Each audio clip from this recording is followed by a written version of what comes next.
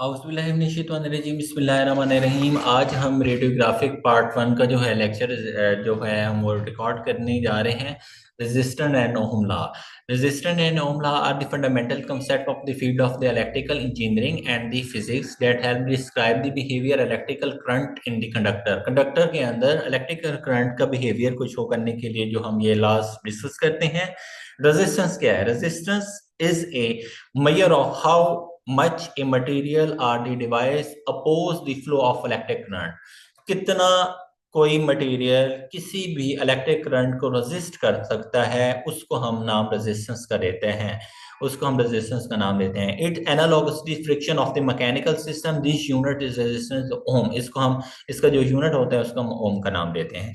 Factor affecting the resistance material पे depend करता है कौन किस किस्म का मटेरियल है। For example copper has the lower resistive making the excellent conductor, while the material like the rubber have the high resistive making them the insulator बनाता है। लेंथ पे डिपेंड करता है, the longer the conductor higher the resistance। this is because of the electron have the travel greater distance experience more collisions with the atoms along with the way। इसके अलावा cross sectional area, longer cross sectional area allow more room of electron and flow the reducing the resistance. This way thicker wires have the lower resistance than the thinner ones। Temperature in general resistance the conductor increase with the temperature। this is due to the increase in the atomic vibration हाइड्रिंग and the movement of the electrons.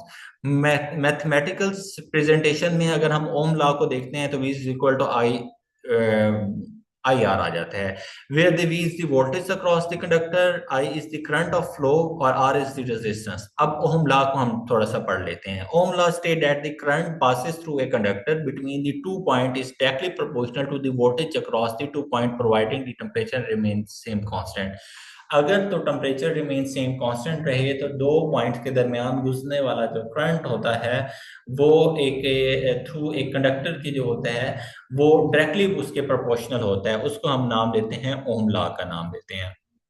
अब यहाँ पे जो ओम law है, where यहाँ पे जो ओम law है उसको V I is equal to V over R कहते हैं। यहाँ पे आई करंट है जो एम्पियर्स फॉर्म में है, वी वोल्टेज है इन वोल्ट्स के अंदर है, और आर जो है वो रेजिस्टेंस है जो ओम में है।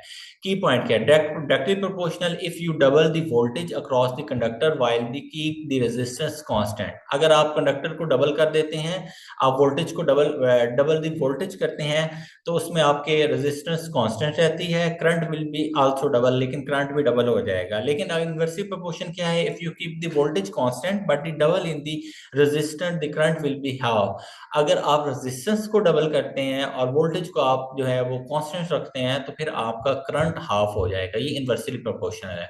ओम लॉ ट्रायंगल क्या है? Remember the formula can be facilitate the Ohm law triangle where can be cover the variable you want to formula calculation V I V R. ये बेसिकली एक ट्रायंगल है। Example resistance of the voltage 12 volt across and it and the current of the 2 ampere falling through। if you can find the resistance using the ohm law, R is equal to V over I। 12 volt 2 ampere है तो इसमें हमारे पास 6 ओम आ जाए। Understanding this concept of the crucial analysis designing the electrical circuit. Ohm law is the fundamental tool of the engineering to science working with the field of the electron and electrical engineering। ये हमारा एक ओम law वाला topic था छोटा सा, ये हमने आज डिस्कस किया है। नेक्स्ट इंशाल्लाह हम अगला पढ़ेंगे। Thank you so much. Allah Hafiz.